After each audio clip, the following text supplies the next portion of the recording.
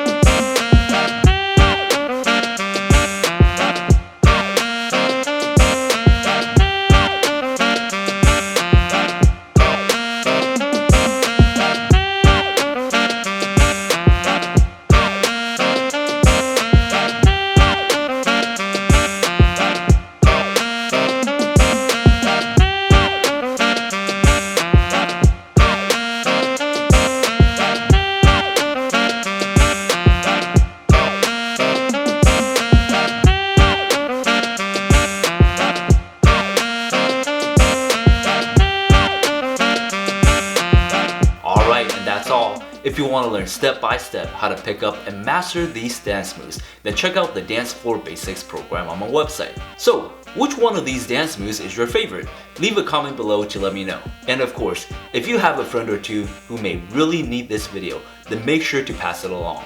And don't forget to like and subscribe. This is Brian B, aka your living room dance teacher, aka your dance floor bro. I'll talk to you soon.